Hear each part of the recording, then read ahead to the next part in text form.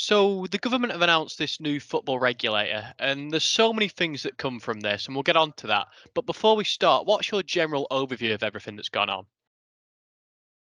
I think it's a sad indictment of where we are in football that the fan-led review was first of all required, and that we've ended up having to have a white paper. It's out of necessity rather than, I think, any desire by politicians to get involved with the game. But we've had too many things go wrong. The Super League, which was an attempt to effectively steal access into European football. Project Big Picture, which was an attempt to hijack the domestic game during COVID, and then the losses of individual clubs. We've had Bury, we've had Macclesfield Town. We are a week away from losing Southend United, who were a club in the Championship only 15 years ago. So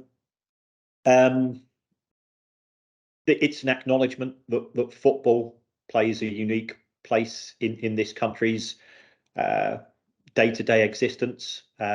During COVID, football was the one thing which kept us sane, because you had all of those matches being broadcast and we were all locked in together, and it kept the WhatsApp groups going.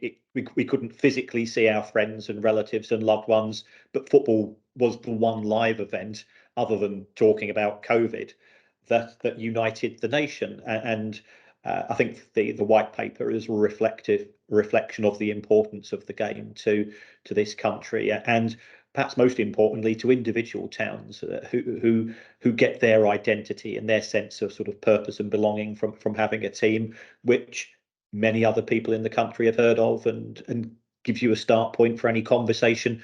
But when you're at a wedding, if I'm at a wedding on a Saturday, I go, "Who do you support, mate?" And then I've got a conversation. Whereas otherwise, I'll be struggling, as I suspect many blokes would.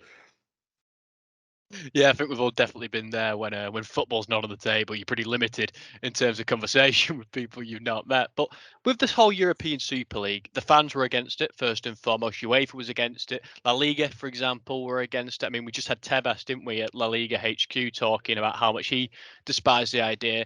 It's looking as if under these new regulations, hopefully the European Super League won't take place, and that will allow the money from the Premier League to trickle down to these smaller teams that need to be kept alive. As you mentioned there, the thing you like to talk about at weddings, for example, is who you support, and people who were fans of Bury and Macclesfield and teams like that have lost that now. You're absolutely right, and I've lived in Manchester for 40 years, and I know people that are Bury fans, and the thing that they say that's worst for them is you wake up on a Saturday and there's no trip to Gig Lane, and not having that to look forward to. You know, we've all had periods of life, and many people still do have, of fairly drudgery jobs which you're doing purely to earn money to put a roof over your head and feed the family. And football's been that one great escape, and also it's the opportunity to see people with whom you built up relationships on a short term and a long term. You stand and sit in the same places, you go to the same pub, you sit in the same corner, and you talk the same nonsense to the same people.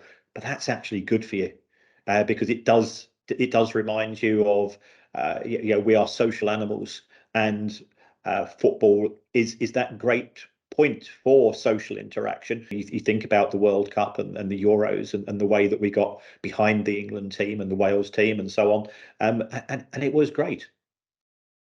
It most certainly is. I mean, you make that comparison there, and for people who are football fans who attend week in, week out, their stadiums become so important to them. It's where they go, it's where they meet family, it's where they meet friends, it's where the most dramatic part of their week goes down. And everything about those clubs means everything to them. So you've got the kits, for example, Preston North End always play in white, or Tottenham again in white. They're quite synonymous with these colours. And I think many years ago, didn't we? We had a Cardiff who they threatened to change the colour to red, and that obviously annoyed the fan base. But this new legislation will allow fans to have a much more vital input in things like that. Yes, and I think what the government has done, and I think it's done it proportionately, is that those elements of a football club which are about history and heritage and memories, which, as you rightly said, it's the colour of the shirt, it's the badge, it's the motto, it's the ground.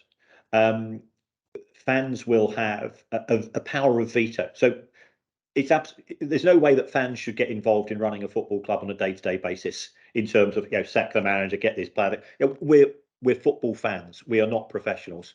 It's the equivalent of me watching Holby City and then claiming that I know better than my local surgeon. So I think that what we have seen in terms of the golden share, the veto over these particular issues, if the club can put a persuasive case to the fan group to say, well, as we've seen at Brentford, for example, Brentford are an example of a club that do have a golden share. The club wanted to move to a bigger stadium. They put the proposals to the fans, and the fan says, yeah, that makes a lot of sense. It's not too far away. We can still congregate in the same groups. It's still Brentford. It's not like what we saw at Wimbledon, which effectively became a franchise in the form of MK Dons. So the fans' interests were heard. The fans, therefore, the fans representatives voted in favour. And anybody that's been to Brentford Stadium, it's a cracking place to watch football.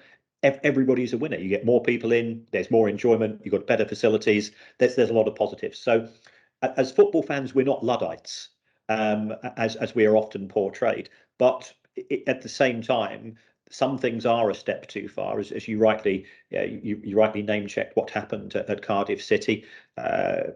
Wimbledon fans, you've only got to mention MK Dons, and they immediately start grimacing because of what happened to their club. So the rules are at the right level.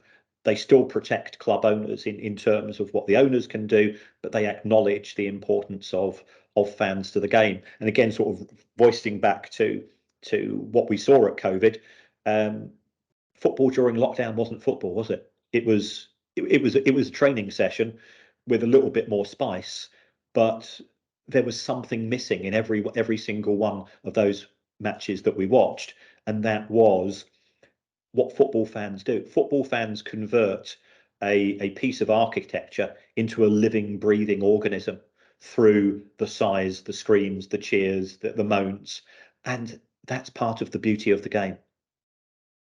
It most certainly is, and hopefully this amazing thing that football has produced continues for a very long time. Hopefully the teams that we support continue to run in a fantastic way, and we continue to have a topic to discuss at weddings when we've got nothing else to talk about. But regardless, thank you for joining me so much. It's very much appreciated from my end. And before I let you go, is there anything that you would like to add that I perhaps haven't asked you about?